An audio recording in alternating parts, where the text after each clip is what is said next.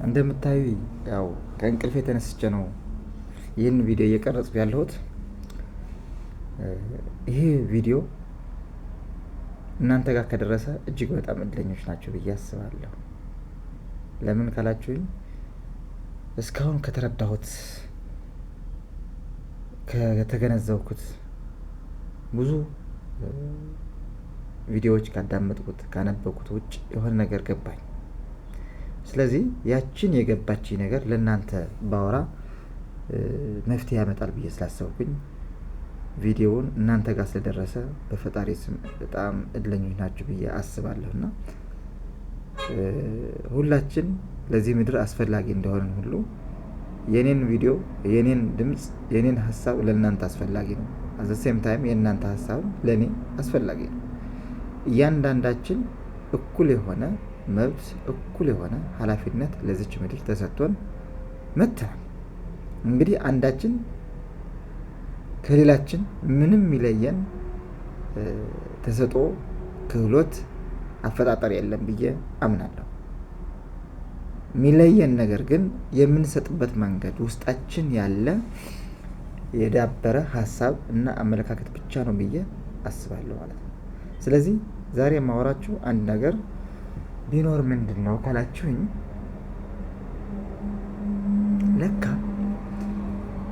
እያንዳንዳችን በውስጣችን ያለ ስቃይ ከውጭ የመጣ ነው። ለካ እያንዳንዱ በውስጡ ማንም ሰው ማለት ነው እኩል ነው።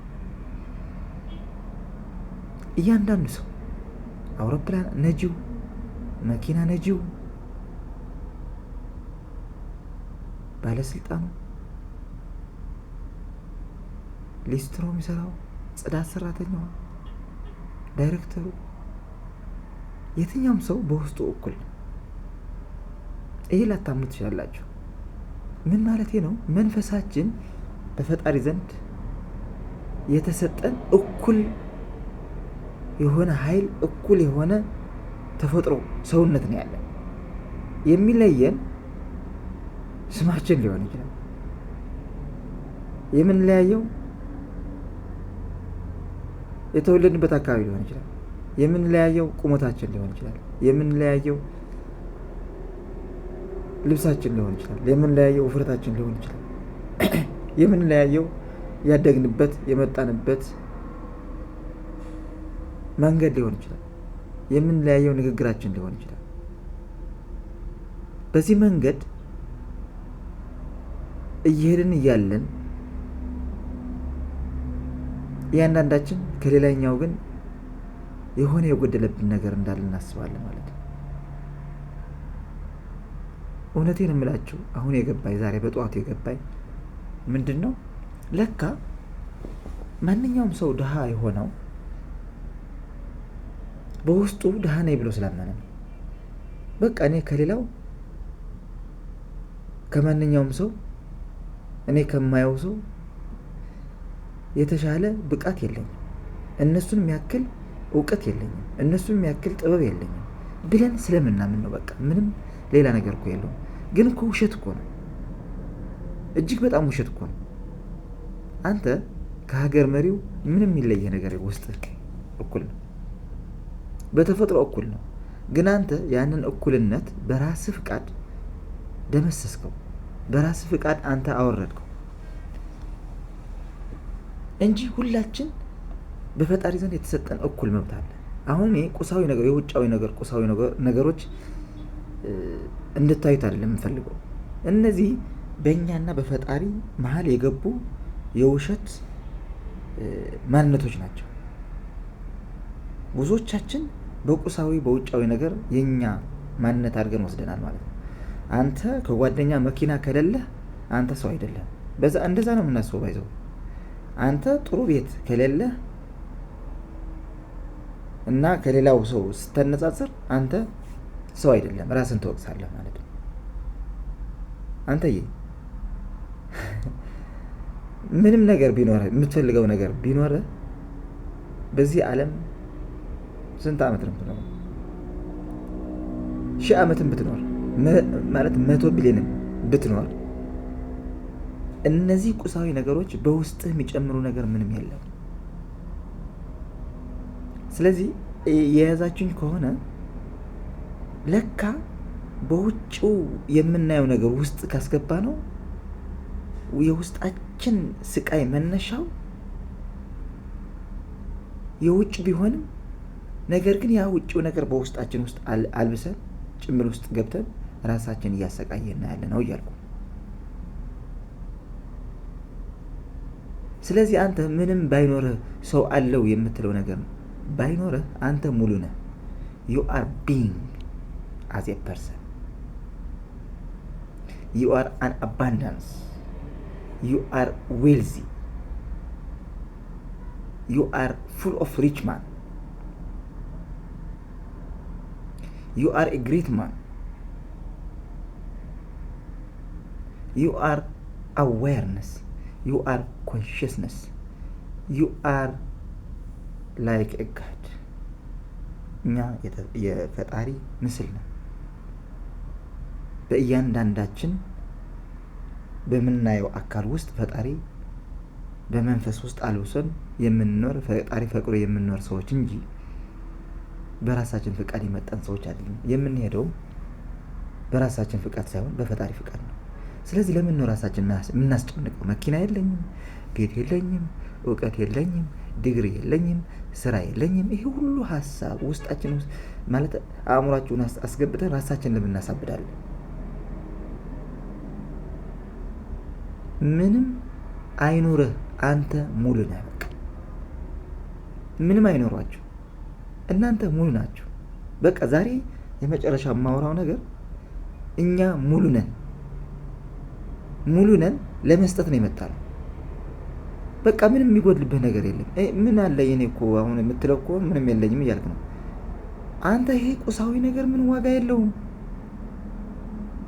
እንዲኖርህ ማለት በውስጥህ ላክነሳለ። አሁን ለምሳሌ መኪና እፈልጋለሁ፣ ከአንድ ቦታ ወደ አንድ ቦታ የሆነ ሰርቪስ ለመስጠት መኪና ያስፈልገኛል ብለህ ብታስብ አንተ ውስጥ የለኝም ብለህ አስባላ።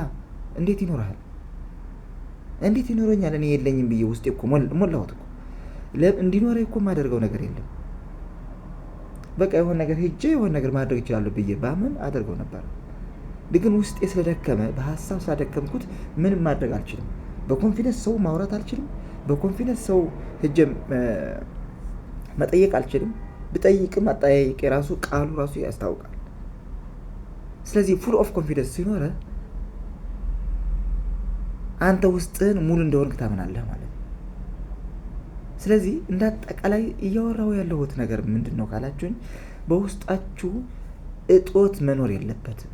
እናንተ ሙሉ ናችሁ። መኪና ከፈለጋችሁ መኪናው ይመጣል አይደለም? አለ በውስጥ መኪና በዚህ ውስጥ አለ እንዴ እንዳትሉኝ። በቃ ይሄ መንፈሱ ማጽዳት ብቻ ነው ከኛ የሚጠበቀው። መንፈሳችን ከአእምሯዊ ቅዠት ከአእምሯዊ እብደት ማንጻት። ብዙ ሰው እየተሸወደ ያለው እኔም ጭምር መንፈሳችን እኩል እያለ ቅድም እንዳልኳችሁ ከመግቢያ እያንዳንዱ ሰው በመንፈሱ ስፒሪቹዋል አዌክኒንጉ ኮንሽስነሱ እኩል መብት እያለው፣ ነገር ግን በዚህ ኮንሽስነስ በዚህ አዋየርነስ ሌቨል ባደግንበት በመጣንበት በምንሰማው በምንዳንዳምጠው በምንሰራው መስሪያ ቤት በእያንዳንዱ አካባቢያችን ዙሪያ ያሉ የምንሰማቸው አሉታዊ አስተሳሰቦች፣ አሉታዊ ስሜቶች፣ አሉታዊ ተግባራት አእምሯችን ውስጥ ገብቷል። ያ አእምሯችን ደግሞ ያ ኮንሽስነስ እንዳይወጣ እንደዚህ አፍኖ በጨለማ ውስጥ ነው ያዘ። ይህን ነገር ነው ማስለቀቅ ያለብን። እንዴት ነው ማስለቀቅ የምንችለው? በቃ አሁን በዚህ ቅጽበት አንተ ሙሉ መሆንን ማወቅ ነው። ይህ ቅጽበት ማለት በየትኛውም ቅጽበት ማለት ነው። ሁል ጊዜ ስትሄድም ስትነሳም ያቺ ቅጽበት አለች። ያቺ ቅጽበት ራስህ አንተ ሙሉ እንደሆንክ ማሰብ ነው። ሁል ጊዜ ነቃበ ማለት አእምሮን የሚነግርህ አሉታዊ ነገሮች አለማድመጥ፣ ይህ ውሸት እንደሆነ ከድሮ ከአያቶች ከአባቶቻችን የያዝነው አሉታዊ ሀሳብ የያዝነው ኢሞሽን እኛ እንደ ጄኔሬሽን እንደ ጄኔቲክ ወርሰናል። ሰው ንብረት ብቻ ቤት አይደለም የሚወርሰው፣ ካይን ብቻ አይደለም እየወረሰ ያለው ሀሳብም ማንነትም ነው እየወረሰ ያለው። ይህንን የወረስነው አሉታዊ ነገር በሙሉ መጣል አለብህ። መቼ ነው የምጥለው? አሁን በዚህ ቅጽበት። እንዴት ነው የምጥለው? በመንቃት ምንድነው መንቃት ማለት? በዚህ ቅጽበት ራስን ሙሉ መሆንን ማወቅ፣ በመንፈስ አንተ ከማንም ሰው እኩል እንደሆንክ ማወቅ። እንደዚህ ብሎ ብራንድ የሆነ መኪና ለግዠሪ ውስጥ የሚኖር ሰው የፈለገውን አንተ የምትፈልገውን ነገር እያደረገ ያለውን ሰው ስታየው አንተ ከሱ እኩል ነህ። በቁሳዊ ነገር እሱ በለጠህ ማለት